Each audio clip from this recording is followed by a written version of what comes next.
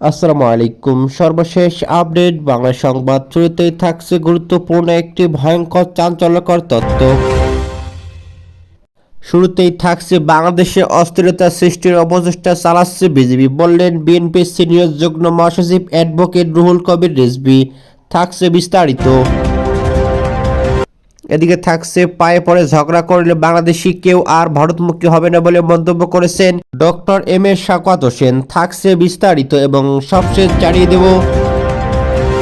এদিকে ভারতের আগরতলায় বাংলাদেশের সহকারী হাইকমিশনে হামলা ও ভাঙচুর চালিয়েছে ভারতীয় দুর্বৃত্তরা। এ সময় বাংলাদেশের জাতীয় পতাকা নামিয়ে ছেড়ে ফেলা হয়েছে। এছাড়াও ভারতকে কড়া হুঁশিয়ারি দিয়ে একই বললেন সোহেল তাজ। এতক্ষণ শুনছিলেন সংবাদ শিরোনাম, এবার থাকছে বিস্তারিত।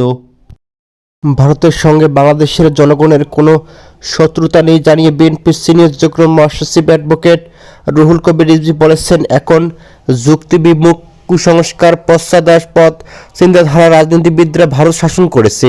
ক্ষমতার নেশায় আসন্ন ভারতের সাম্প্রদায়িক শাসক গোষ্ঠী সাম্প্রদায়িক থেকে পুঁজি করে আশকারা দিচ্ছে কঠোর হিন্দুবাদী অপসার, যেমন জঙ্গি গোষ্ঠীগুলোকে মিথ্যা বলাই এদের রাজনৈতিক ইশতেহার।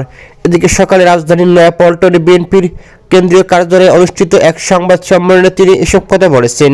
রিজভী আরও বলেন, ওদের মিথ্যা কথা চেঁচানোর রেওয়াজ দীর্ঘদিনে ভারতের রাষ্ট্রীয় পৃষ্ঠপোষকতায় বাংলাদেশের বিরুদ্ধে ক্রমাগত অপপ্রচার চালানো হচ্ছে। ভারত কখনোই স্ব-অবস্থানের লিডারেস আয়ত্ত করেনি, যে কারণে আশপাশের দেশগুলো পরিচিতি পরিপার্শ্বকে উপেক্ষা করে আগ্রাসনের পথ ধরেই। তিনি আরও বলেন, বিশ্বের সব দেশেই রয়েছে ধর্মের নামে অথবা বর্ণের নামে উগ্রবাদীদের দৌরাত্ম্য।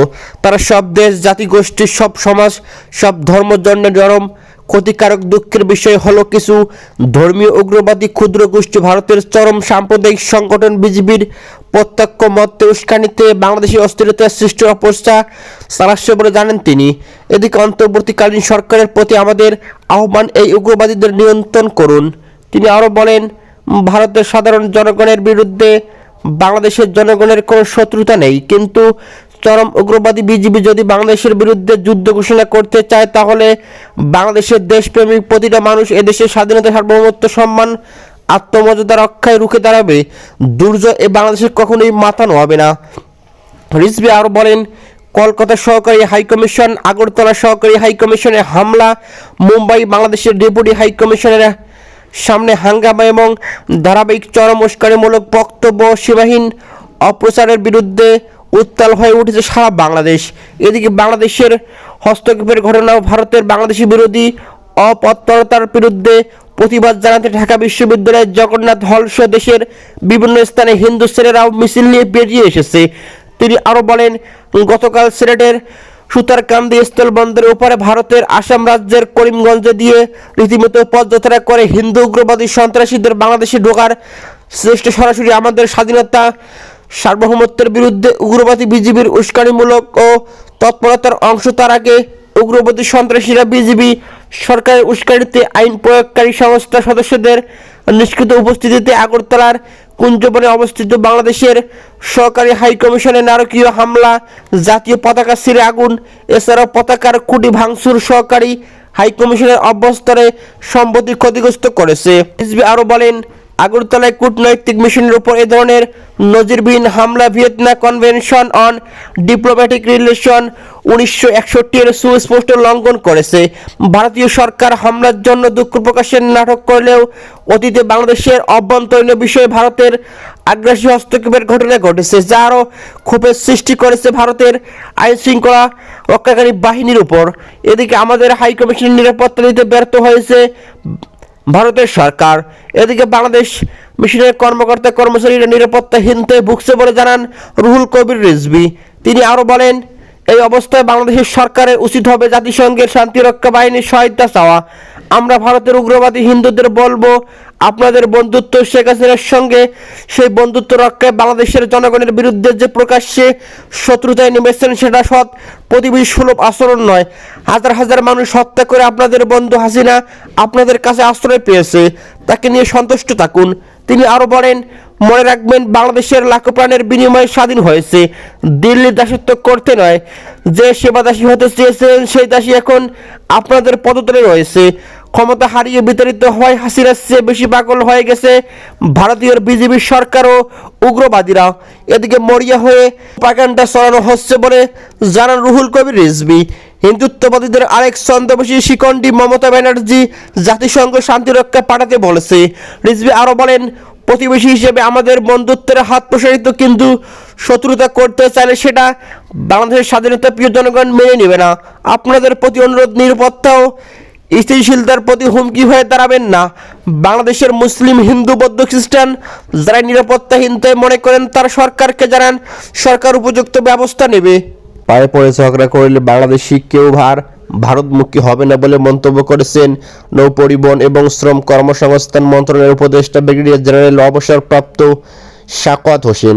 এদিকে দুপুরে চাঁদপুর আধুনিক নদীবন্দর নির্মাণ কাজ পরিদর্শনের শেষে লঞ্চঘাটে সাংবাদিকদের প্রশ্নের জবাবে তিনি এ মন্তব্য করেছেন। এদিকে সাখাওয়াত হোসেন বলেন, আমরা প্রতিবেশীদের সঙ্গে শান্তিতে থাকতে চাই, কিন্তু ওনারা যদি পায়ে পড়ে ঝগড়া করেন তাহলে বাংলাদেশের মানুষ আর কোনোদিন ওই দেশমুখী হবে না। মনে রাখবেন, এটা 18 কোটি মানুষের দেশ। এদিকে আশেপাশের থাকা ছোটোখাটো দেশ নয়।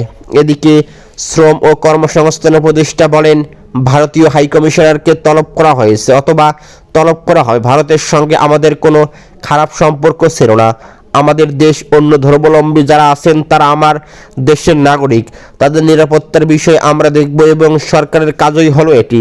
এদিকে বন্দর নির্মাণ কাজ অনিয়ম প্রসঙ্গে তিনি বলেন, পূর্বে যারা কাজটির অনিয়ম কিংবা চুরি করেছেন তাদেরকে আর জাল দিয়ে ধরে আনা যাবে না। এখন যাতে করে কোনো ধরনের চুরি না হয় সেটাই আমাদের দেখা দরকার। নানা কারণে কাজটি করতে দেরি হচ্ছে, যে কারণে নিজেই দেখার জন্য এসেছি। যে প্রতিষ্ঠান কাজটি নিয়েছেন তাদের পূর্বে চিন্তা করা দরকার ছিল কাজটিকে চ্যালেঞ্জ আছে। এদিকে যদি তাদের কারণে বিশ্ব ব্যাংকের এই বরাদ্দ ফেরত যায় তাহলে এই ঠিকাদারকে ধরব। এদিকে সাখাওয়াত হোসেন আরও বলেন, চাঁদপুরে একটি ভালো প্রকল্প হচ্ছে। আমি চাঁদপুরবাসীর কাছে অনুরোধ করব, আপনারা যা যা সহযোগিতা করা দরকার তাই করুন। অনেকে এখানে অবৈধভাবে বিভিন্ন স্থাপনা তুলেছেন, বলছেন রেলওয়ের জায়গা। আমরা কারোর সঙ্গে আপোষ করব না। উন্নয়ন কর্মকাণ্ড আপনাদের অর্থাৎ জনগণের জন্য। এখানে আমরা এসে থাকবো না, আপনারা ব্যবহার করবেন। এই নির্মাণে যদি কোনো অনিয়ম হয় সে বিষয়ে তুলে ধরেন। এদিকে মেঘনা ড্রেজারে অবৈধ বালু উত্তোলন প্রসঙ্গে উপদেষ্টা বলেন, আমি ঢাকা থেকে আসার সময় চাঁদপুর ও মুন্সিগঞ্জের মাঝামাঝি ষাটগঞ্জ এলাকায় দেখেছি ড্রেজার দিয়ে বালু উত্তোলন করেছে। আমাকে দেখে তারা পালিয়েছে, কিন্তু আমি ছবি তুলে রেখেছি ওই বিষয়ে ব্যবস্থা নেওয়ার জন্য। মুন্সিগঞ্জ জেলা প্রশাসককে ডেকেছি কথা বলার জন্য। আমি সেখানে যাব, যারা অবৈধভাবে বালু উত্তোলন করেছে তাদের বিষয়ে ব্যবস্থা নেওয়া হবে। এদিকে চাঁদপুর জেলা প্রশাসক ডিসি মোহাম্মদ মহসিন উদ্দিন, এছাড়াও police super SP Mohammad Abu Rahim সেখানে উপস্থিত ছিলেন। ভারতের আগরতলায় বাংলাদেশের সহকারী হাইকমিশনে হামলা ও ভাঙচুর চালিয়েছে ভারতীয় দুর্বৃত্তরা।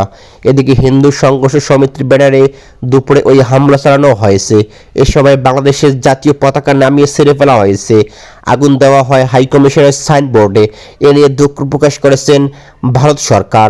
এদিকে তবে পররাষ্ট্র মন্ত্রণালয় বলেছে, এ হামলা ছিল পরিকল্পিত, শুরু থেকেই সক্রিয় ছিল না স্থানীয় পুলিশ। এ ঘটনায় গভীরভাবে ক্ষুব্ধ বাংলাদেশের মানুষ। এদিকে বর্তমান অবস্থা নিয়ে কথা বলেছেন সাবেক স্বরাষ্ট্র প্রতিমন্ত্রী তানজিম আহমেদ সোহেল তাজ। তিনি বলেছেন, কোনো প্রতিবেশী রাষ্ট্রের গোলামি করতে স্বাধীনতা অর্জন করেনি।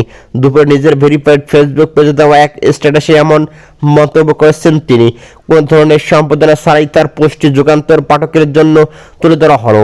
এদিকে বিজয়ের মাস ডিসেম্বর লক্ষ লক্ষ প্রাণের বিনিময়ে একটি মহান মুক্তিযুদ্ধের মাধ্যমে আমরা আমাদের স্বাধীনতা অর্জন করেছি, কোনো বিদেশি প্রতিবেশী রাষ্ট্রের গোলামি করার জন্য না। আজকে যারা বাংলাদেশকে নিয়ে মিথ্যা অপপ্রচার চালাচ্ছে এবং আমাদের কূটনৈতিক মিশনের উপর হামলা চালাচ্ছেন, আপনাদেরকে বলবো এটা এখনই বন্ধ করুন। আমরা সবার সাথে সুসম্পর্ক চাই, কিন্তু সেটা হতে হবে আমাদের মর্যাদা সংরক্ষণ করে এবং সমঝোতার ভিত্তিতে। এদিকে আর সেটা যদি করতে না পারেন তাহলে আমি বিশ্বাস করি বাংলাদেশের সকল মানুষ ঐক্যবদ্ধ হয় এই সকল ষড়যন্ত্র রুখে দেবে এবং আমাদের স্বাধীনতা সার্বভৌমত্ব রক্ষার স্বার্থে সব ত্যাগ করে প্রস্তুত থাকবে। আমাদের মহান মুক্তিযুদ্ধের নেতৃত্ব দানকারী বাংলাদেশের প্রথম প্রধানমন্ত্রী তাজউদ্দিন আহমেদ দেশ স্বাধীনের পর বলেছিলেন, বহু বছর সংগ্রাম, ত্যাগ ও তিতিক্ষার বিনিময়ে আমরা আজ স্বাধীন বাংলাদেশের পত্তন করেছি। স্বাধীনতার জন্য যে মূল্য আমরা দিয়েছি তা কোনো বিদেশি রাষ্ট্রের উপরাষ্ট্র হবার জন্য নয়, পৃথিবীর বুকে স্বাধীন সার্বভৌমত্ব একটি শান্তিরামী দেশ হিসেবে রাষ্ট্র পরিগোষ্ঠীতে উপযুক্ত স্থান আমাদের প্রাপ্য রয়েছে।